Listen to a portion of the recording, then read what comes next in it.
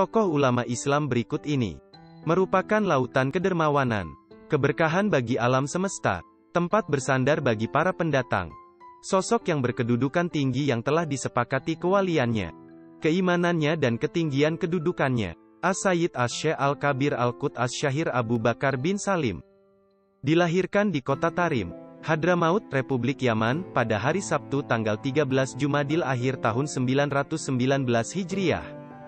Beliau menuntut ilmu dari guru-guru besar di masanya, seperti Imam Umar bin Muhammad bin Ahmad bin Abu Bakar Basyaiban, pengarang kitab Tiryak, Imam Ahmad bin Alwi Bajahdab, Syekh Al-Faqih As-Sufi Umar bin Abdullah Bamahramah. Belajar padanya kitab Risalah Kusyairiyah. Al-Faqih Umar ini tidak mudah mengajar seseorang, kecuali beliau mengetahui keselamatan dan kesiapannya. Salah satu guru beliau, Syekh Ma'ruf Bajamal, sangat memuji dan melebihkan beliau daripada ulama lainnya. Bahkan mengisyaratkan secara terus terang, beliaulah yang akan memegang wali kutub zaman ini. Beliau berkata, dialah kutub zaman ini, pemegang kewalian yang akan Allah tampakkan melalui tangannya. Barang siapa yang Allah panjangkan umurnya, kelak akan melihat orang ini berkedudukan tinggi. Mataharinya senantiasa menerangi umat, tak seorang pun yang memperoleh seperti kedudukannya. Dialah wali zaman ini dan khalifah dari Rasulullah. Asy-Syaikh Abu Bakar bin Salim menulis beberapa buku tentang tarekat dan hakikat. Di antaranya Mirajul Arwah ilal Manhajil Idah, Fatu Babil Mawahib wa Bugayatu Matlati Talib, Ma'arijut Tauhid dan Miftahus Sarair wa Kanzuz Zakair. Beliau memiliki untayan nasihat yang indah tentang tasawuf dan hikmah-hikmah di samping kitab syair yang tinggi tentang hakikat. Harta beliau selalu dibelanjakan untuk membiayai orang-orang fakir miskin dan tamu-tamu. Beliau sosok yang sangat lemah lembut, berakhlak mulia, sangat rendah hati dan memenuhi kebutuhan para tamunya. Beliau tidak segan-segan untuk turun tangan sendiri menghampiri para tamu, dan menanyakan sendiri keperluan mereka, serta beliau sendiri yang memasak untuk mereka. Setiap harinya, beliau memberikan lebih kurang 1000 potong roti kepada fakir miskin. Asy-Syaikh Abu Bakar bin Salim mempunyai akhlak mulia, serta seorang wali yang sangat tawadu. Tidak pernah ada seorang pun yang melihat beliau duduk bersandar maupun bersila dalam melayani tamu ataupun dalam setiap majelisnya. Sejak 15 tahun sebelum wafatnya, di dalam berbagai majelisnya, beliau tidak pernah duduk kecuali dalam posisi orang yang sedang tasyahud iftirasi. Itu semua karena ketawaduan beliau. Beliau sangat gemar menekuni ilmu pengetahuan, dan beliau telah menghatamkan kitab Ihya Ulumuddin karya Al-Imam Al-Ghazali sebanyak 40 kali, serta menghatamkan kitab Syafi'iyah, yaitu Al-Minhaj karya Al-Imam An-Nawawi sebanyak 3 kali. Di antara kebiasaan beliau adalah memberikan wejangan kepada masyarakat setelah salat Jumat, sampai menjelang asar di masjid beliau. Di awal suluknya, beliau telah melakukan ibadah dan riyadah, yang lazim dilakukan oleh kaum sufi. Pernah selama waktu yang cukup lama, beliau berpuasa dan hanya berbuka dengan kurma yang masih hijau. Dan pernah selama 90 hari, beliau puasa dan salat malam di lembah Yabur. Selama 40 tahun, beliau salat subuh di Masjid Baisa di kota Lis dengan wudu Isya. Setiap malam, beliau berziarah ke tanah pekuburan kaum syalihin dan para wali di Tarim, dan berkeliling untuk melakukan salat 2 rakaat di berbagai masjid di Tarim. Beliau pun mengusung girbah, tempat air, untuk mengisi tempat wudu, serta tempat minum bagi para peziarah, dan juga kolam untuk tempat minum hewan selama 40 tahun dengan berjalan kaki. Kemudian beliau mengakhiri perjalanannya dengan salat subuh berjamaah di Masjid Baisa. Sepanjang hidupnya, beliau berziarah ke makam Nabi Allah Hud sebanyak 40 kali. Riwayat lain mengatakan 70 kali. Sampai akhir hayatnya, beliau tidak pernah meninggalkan salat witir dan duha. Beliau memiliki sangat banyak karamah yang sangat besar, dan sangat luar biasa. Di antara keistimewaan beliau adalah, beliau pernah berkumpul secara nyata dengan Nabi Allah Khidir dan Ilyas. Beliau dapat menyingkap secara batin hal-hal gaib dan lintasan hati manusia. Beliau pernah berkata, Penjuru bumi ini ibarat piring yang ada di hadapanku, dan banyak lagi karamah lainnya. Beliau memiliki 17 orang anak. 4 anak perempuan dan 13 laki-laki. Anak beliau yang perempuan yaitu As-Syarifah Fatimah, As-Syarifah Aisyah, As-Syarifah Alwiyah, dan As-Syarifah Talhah. Anak beliau yang laki-laki yaitu As-Sayyid Abdurrahman, As-Sayyid Jafar, As-Sayyid Abdullah Al-Akbar, As-Sayyid Salim, As-Sayyid Al-Husain, As-Sayyid Al-Hamid, As-Sayyid Umar Al-Mahdar, As-Sayyid Hasan, As-Sayyid Ahmad, As-Sayyid Soleh, As-Sayyid Ali, As-Sayyid Shehan, dan As-Sayyid Abdullah Al-Asgar. Beliau meninggal dunia pada malam Minggu sekitar tanggal 27 Zulhijjah tahun 992 Hijriah. Makam beliau di tengah kota Inat, sekitar 20 km dari kota Tarim. Di makam beliau itu dibangunkan kubah yang besar. Selang beberapa waktu setelah wafatnya Syekh Abu Bakar bin Salim, berkumpullah anak-anak beliau untuk mencari dan memilih siapa di antara mereka yang akan menjadi khalifah menggantikan ayah mereka. Mereka berkumpul di suatu syi'ib, dan barang siapa mendapat tanda dari Allah, maka dialah yang dipilih sebagai khalifah. Ternyata yang mendapatkan tanda adalah Sayyidina Husain bin Syekh Abu Bakar. Ia mendapatkan langsung satu bejana yang berisi air turun dari langit. Maka anak-anak Syekh Abu Bakar bin Salim pun meminum dari bejana tersebut. Dan mereka berkata kepada Sayyidina Husain, engkaulah yang berhak menjadi khalifah.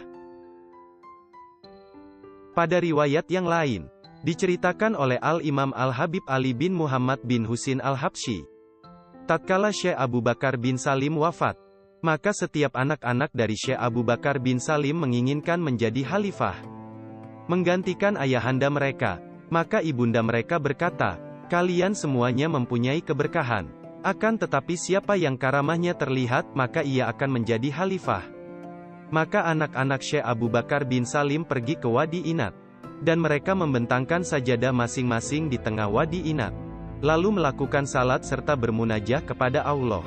Tak lama kemudian, turun kepada Syekh Umar Al-Mahdar bejana dan rantai emas dari langit.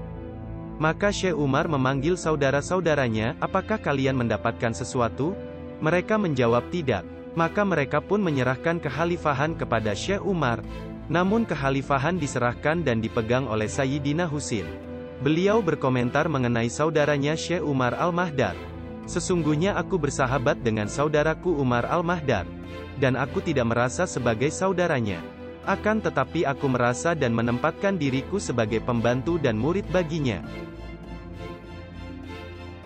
Berikut karya-karya Syekh Abu Bakar bin Salim. Miftah As-Sarair wa Kanz Az-Zakair. Kitab ini beliau karang sebelum usianya melampaui 17 tahun. Miraj Al-Arwah membahas ilmu hakikat. Beliau memulai menulis buku ini pada tahun 987 Hijriah. Dan menyelesaikannya pada tahun 989 Hijriah. Fatbab Al-Mawahib yang juga mendiskusikan masalah-masalah ilmu hakikat. Dia memulainya di bulan Syawal tahun 991 Hijriah. Dan dirampungkan dalam tahun yang sama tanggal 9 bulan Zulhijjah. Ma'arij At-Tauhid. Dan sebuah diwan yang berisi pengalaman pada awal mula perjalanan spiritualnya. Beliau banyak memiliki kata mutiara dan untayan hikmah yang terkenal, antara lain. Pertama, paling bernilainya saat-saat dalam hidup adalah ketika kamu tidak lagi menemukan dirimu. Sebaliknya adalah ketika kamu masih menemukan dirimu. Ketahuilah wahai hamba Allah, bahwa engkau takkan mencapai Allah sampai kau fanakan dirimu dan kau hapuskan inderamu. Barang siapa yang mengenal dirinya, dalam keadaan tak memiliki apapun juga, tidak akan melihat kecuali Allah. Dan barang siapa tidak mengenal dirinya, sebagai tidak memiliki suatu apapun, maka tidak akan melihat Allah. Karena segala tempat hanya untuk mengalirkan apa yang di dalamnya. Kedua, ungkapan beliau untuk menyuruh orang bergiat dan tidak menyia-nyiakan waktu. Siapa yang tidak gigih di awal, bidayat, tidak akan sampai garis akhir, nihayat, dan orang yang tidak bersungguh-sungguh, mujahadat, takkan mencapai kebenaran. Musyahadat, Allah berfirman, barang siapa yang berjuang di jalan kami, maka akan kami tunjukkan kepadanya jalan-jalan kami. Siapapun yang tidak menghemat dan menjaga auqat, waktu-waktu, tidak akan selamat dari malapetaka. Orang-orang yang telah melakukan kesalahan, maka layak mendapat siksaan. Ketiga, tentang persahabatan. Siapa yang bergaul bersama orang baik-baik, dia layak mendapatkan makrifat dan rahasia sir. Dan mereka yang bergaul dengan para pendosa dan orang bejat, akan berhak mendapat hina dan api neraka. Keempat, penafsirannya atas sabda Rasulullah. Aku tidaklah seperti kalian. Aku selalu dalam naungan Tuhanku yang memberiku makan dan minum. Makanan dan minuman itu, menurutnya, bersifat spiritual yang datang dari haribaan yang maha suci. Kelima, engkau tidak akan mendapatkan berbagai hakikat jika kamu belum meninggalkan benda-benda yang kau cintai. Alaik, orang yang rela dengan pemberian Allah, qanaah, akan mendapat ketenteraman dan keselamatan. Sebaliknya, orang yang tamak akan menjadi hina dan menyesal. Orang arif adalah orang yang memandang aib-aib dirinya. Sedangkan orang lalai adalah orang yang menyoroti aib-aib orang lain. Banyaklah diam maka kamu akan selamat. Orang yang banyak bicara akan banyak menyesal. Keenam, benamkanlah wujudmu dalam wujudnya. Hapuskanlah penglihatanmu, dan gunakanlah penglihatannya. Setelah semua itu, bersiaplah mendapat janjinya. Ambillah dari ilmu apa yang berguna, manakala engkau mendengarkanku. Resapilah, maka kamu akan melihat ucapan-ucapanku dalam keadaan terang benderang. Insya Allah, mengertilah bahwa Tuhan itu tertampakkan dalam kolbu para walinya yang arif. Itu karena mereka lenyap dari selainnya, raib dari pandangan alam raya melalui kebenderangannya. Di pagi dan sore hari, mereka menjadi orang-orang yang taat dalam suluk, takut dan berharap, ruku dan sujud, riang dan digembirakan dengan berita gembira, dan rela akan kada dan kodarnya. Mereka tidak berikhtiar untuk mendapat sesuatu, kecuali apa-apa yang telah ditetapkan Tuhan untuk mereka. Ketujuh, orang yang bahagia adalah orang yang dibahagiakan Allah tanpa sebab efisien yang terdekat, melainkan murni anugerah fadl dari Allah. Ini dalam bahasa hakikat. Adapun dalam bahasa syariat, orang bahagia adalah orang yang Allah bahagiakan mereka dengan amal-amal saleh. Sedang orang yang celaka adalah orang yang Allah celakakan mereka dengan meninggalkan amal-amal saleh serta merusak syariat. Kami berharap ampunan dan pengampunan dari Allah. Kedelapan, orang celaka adalah yang mengikuti diri dan hawa nafsunya. Dan orang yang bahagia adalah orang yang menentang diri dan hawa nafsunya. Minggat dari bumi menuju Tuhannya, dan selalu menjalankan sunnah-sunnah Nabi. Kesembilan, rendah hatilah dan jangan bersikap congkak dan angkuh. Kesepuluh, kemenanganmu terletak pada pengekangan diri. Dan sebaliknya kehancuranmu terletak pada pengumbaran diri. Kekanglah dia dan jangan kau umbar, maka engkau pasti akan menang dalam melawan diri. Dan selamat, insya Allah. Orang bijak adalah orang yang mengenal dirinya. Sedangkan orang jahil adalah orang yang tidak mengenal dirinya. Betapa mudah bagi para arif billah untuk membimbing orang jahil. Karena, kebahagiaan abadi dapat diperoleh dengan selayang pandang. Demikian pula tirai-tirai hakikat menyelubungi hati dengan hanya sekali memandang selainnya. Padahal hakikat itu juga jelas tidak terhalang sehelai hijab pun. Relakan dirimu dengan apa yang telah Allah tetapkan padamu.